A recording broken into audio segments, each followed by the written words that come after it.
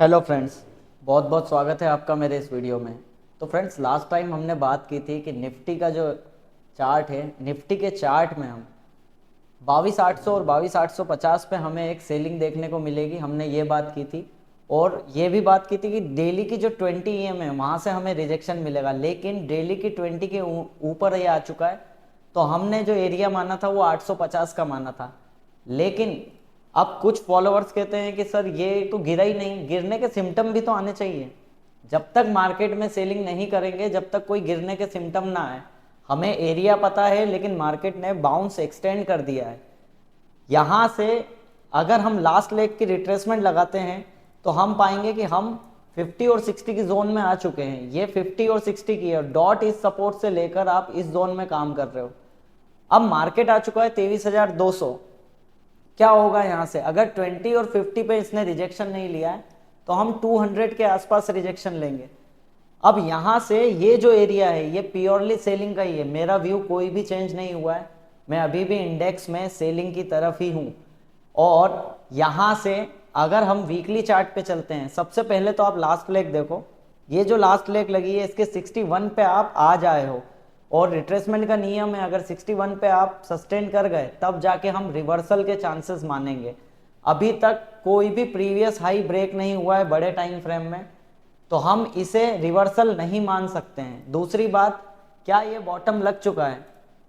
तो मेरी तरफ से तो बिल्कुल मना है सर, कि मैं तो बॉटम इसे मान ही नहीं रहा हूँ। मेरी रिसर्च कहती है कि अब अगर डायरेक्टली बाउंस आया है, ये जो रेक्टेंगल बना के बाउंस आया है, इसमें सारी पब्लिक जितने भी रिटेल ट्रेडर है इन सबको ये विश्वास तो हो चुका है कि अब बॉटम लग चुका है।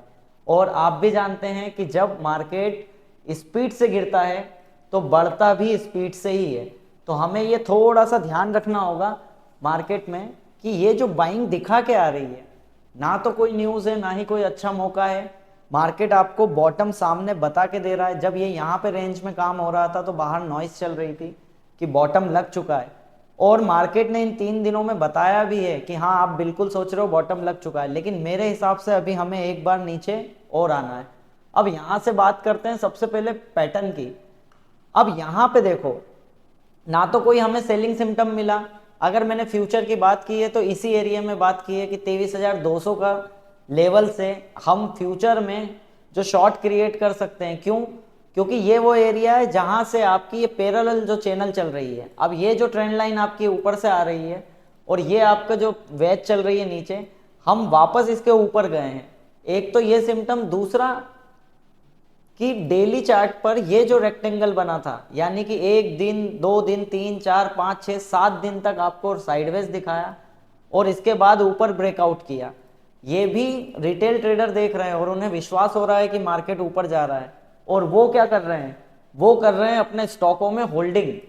अब उन्होंने क्या सोचा है कि हाँ बॉटम लग चुका है, अब हम नया इन्वेस्टमेंट कर सकते हैं, और वो इन्वेस्टमेंट करना अब स्टार्ट कर चुके हैं।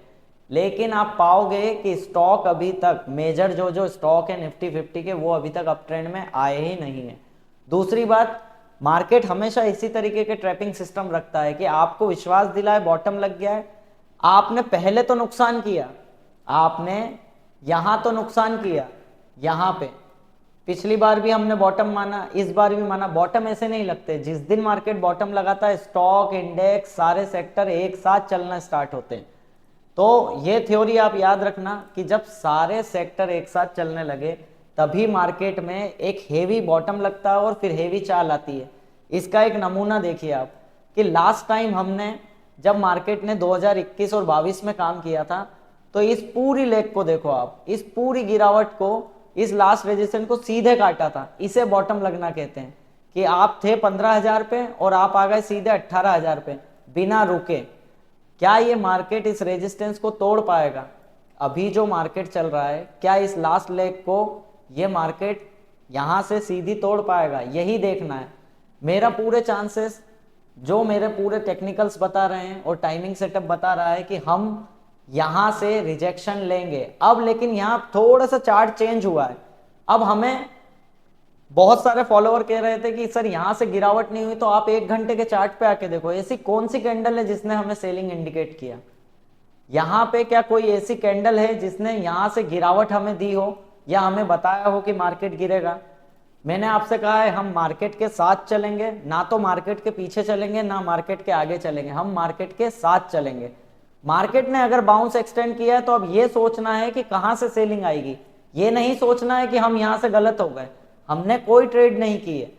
अब यहां से आप देखोगे सबसे पहले पैटर्न, मैंने आपको लास्ट टाइम भी बताया था कि निफ्टी किस पैटर्न में काम कर रहा है, मारूबोजू दो डोजी, मारूबोजू दो डोजी, मारूबोजू बाउंस, फिर मारूबोजू दो डोजी, मारूबोजू दो डोजी, फिर यहाँ पे एक रेंज बनी, फिर यहाँ एक रेंज बनी, अब मारूबोजू आई है।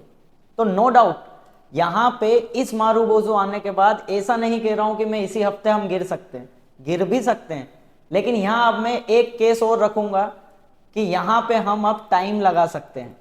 अब हम यहाँ पे टाइम मतलब ऐसी डोजियां ही यहाँ पे एक हफ्ते या 2 हफ्ते तक बन सकती है।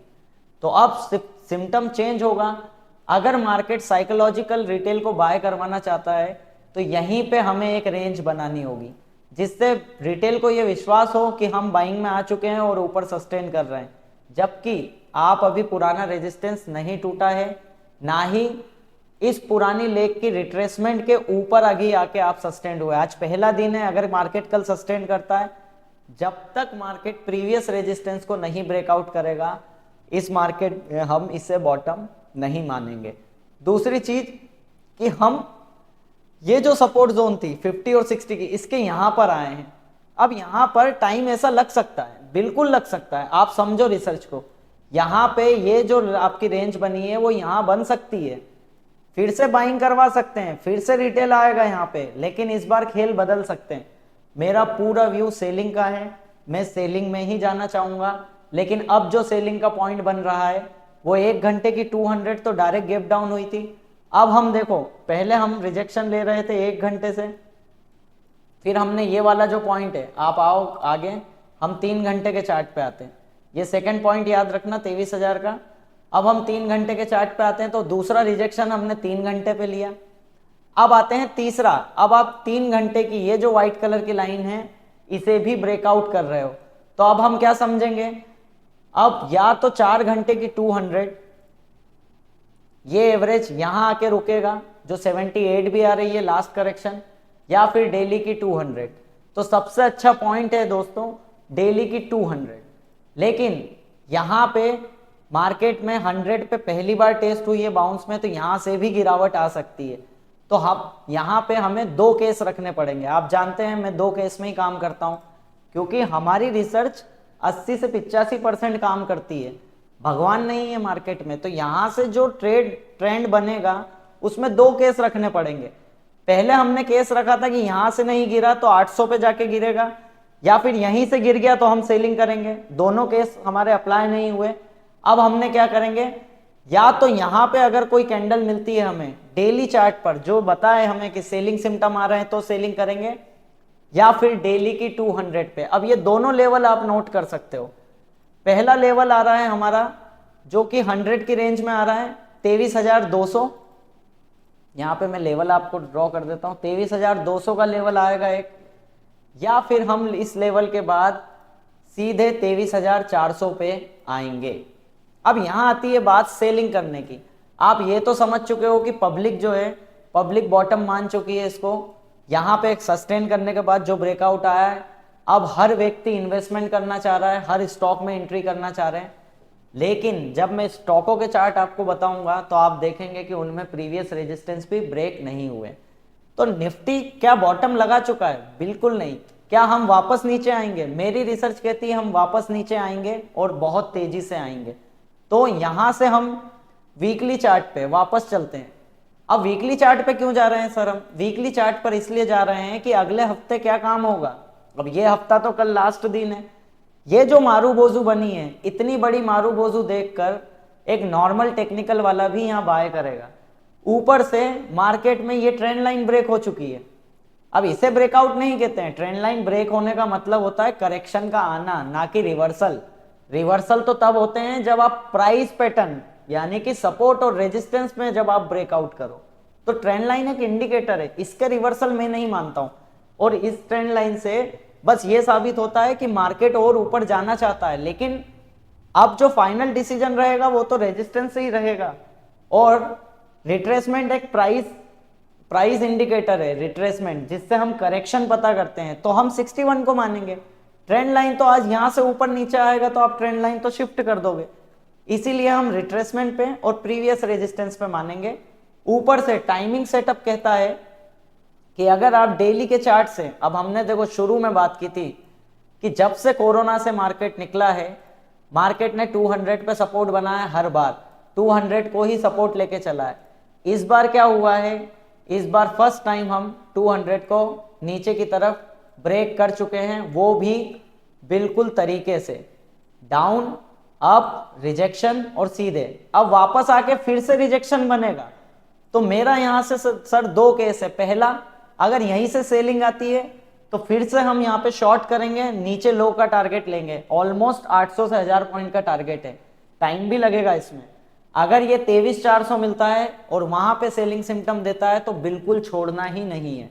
अब यहां से वीकली चार्ट पे आते हैं, तो वीकली चार्ट पे अब हमें ये तो पता चल गया सर कि पैटर्न के अकॉर्डिंग हम यहाँ एक आधी डोजी या फिर 3-4 दिन की रेंज बना सकते हैं, जो कि आपको 5 मिनट में नजर आएगी। अब 5 मिनट में आते हैं, ये जो रेंज थी इसको काउंट करो आप, 7 तारीख से स्टार्ट हुई तो 17 तारीख तक, 18 तारीख तक चली ये रेंज। ऐसा ही कुछ काम हम ऊपर कर सकते हैं, ऐसा ही कुछ काम हम यहाँ पे कर सकते हैं। और मीन रिवर्जन कॉन्ट्रैक्ट में, मीन रिवर्जन का जो कॉन्सेप्ट है मेरा, उसके अकॉर्डिंग प्राइस यही रहेगा और मूविंग एवरेज धीरे धीरे ऊपर आएगी। यहां से ये एवरेज बनाएगा जिसमें रिटेल को ये लगेगा कि मार्केट ऊपर आके सस्टेन कर रहा है, लेकिन ऐसे बॉटम नहीं लगते हैं। मार्केट ने अगर पहली बार 4 साल में ऐसी गिरावट दी है तो इतनी आसानी से ये ऊपर नहीं जाएगा। लोगों में बाइंग की आदत डल चुकी है, तो इतनी आसानी से ये नहीं जाएगा। तो हम यहाँ पे एक सेलिंग सिम्टम देखेंगे, ट्रेंड लाइन टूटने से कोई फर्क नहीं पड़ता है। यहाँ पे देखेंगे अगर ये रेजिस्टेंस ब्रेक होता है, समझना है ना ध्यान से, और वीडियो रिपीट देख सकते हो आप। अगर ये रेजिस्टेंस ब्रेक होता है 23,800 का, तब जाके हम मार्केट में इस पूरे ट्रेंड की एक बड़े बाउंस की करेक्शन को काउंट करेंगे, इस पूरे ट्रेंड की, बड़े ट्रेंड की, यानी कि हम 24,600 और 25,000 के पास भी जा सकते हैं। लेकिन ये तो बात की बात है। अभी क्या करना चाहिए, अभी डेली की 200 पे अगर मैं ये 3 मूविंग एवरेज हटा दूं जो मेरे टाइमिंग बताती है, तो यहां से डेली की 200 मूविंग एवरेज इसका रेजिस्टेंस बनेगी। अब यहां से हम आते हैं वापस, मैं इन मूविंग एवरेज को लगाता हूं। अब सर रही टाइमिंग की बात, तो हम समझ लीजिए यहां से कि अब मार्च तो हम नहीं गिरने वाले। मार्च में बचा है 1 हफ्ता, तो 1 हफ्ता यहाँ पे डोजी बन सकती है, जिससे क्या होगा, अब साइकोलॉजिकल समझिए, जिससे क्या होगा, नेक्स्ट मंथ के कॉन्ट्रैक्ट बाइंग में बनेंगे।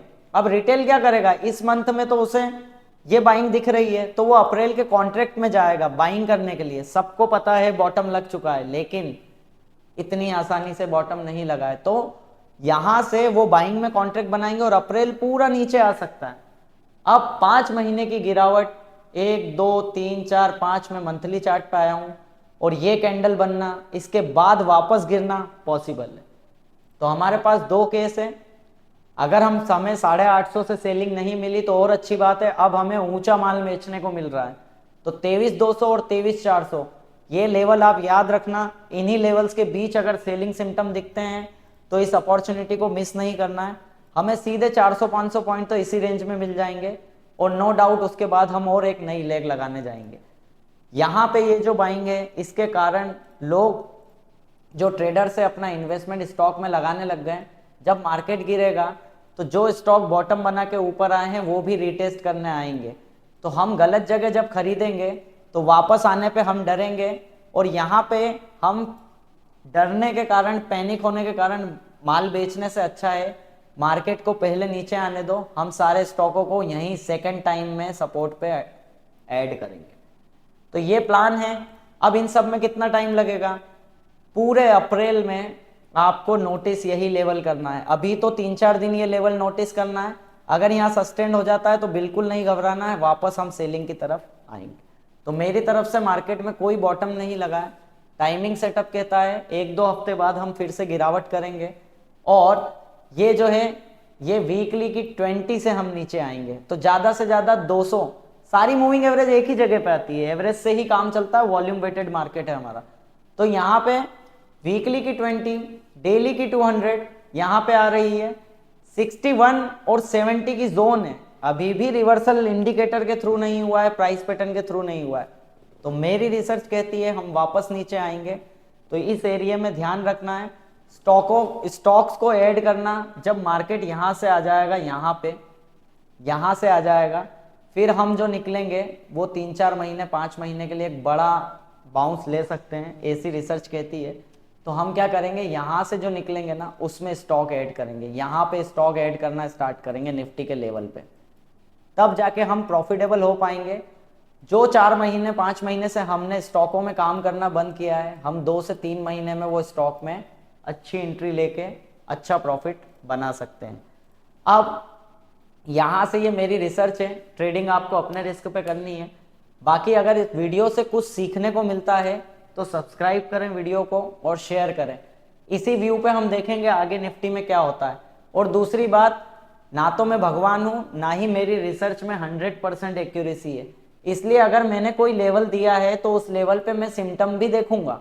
अगर मुझे 850 पे कोई सेलिंग मिली ही नहीं है तो मैं बेचूंगा भी क्यों। मैंने आपसे कहा था कि हम यहाँ सेलिंग सिम्टम आने पे सेल करेंगे, तो यहाँ कुछ दिखा ही नहीं, लेकिन ये एरिया मैं छोड़ना भी नहीं चाहता। 23,200 का जो एरिया है इसे मैं छोड़ना भी नहीं चाहता, इसीलिए मुझे मार्केट में यहाँ सेलिंग दिख रही है। तो ये थी हमारी इंडेक्स की रिसर्च, इसी रिसर्च के अकॉर्डिंग चलना है और देखना है डेली की 200 मार्केट के लिए कैसे रेजिस्टेंस का काम करती है, और यहीं से गिरता है तो हम सेलिंग प्लान करेंगे। Thank you.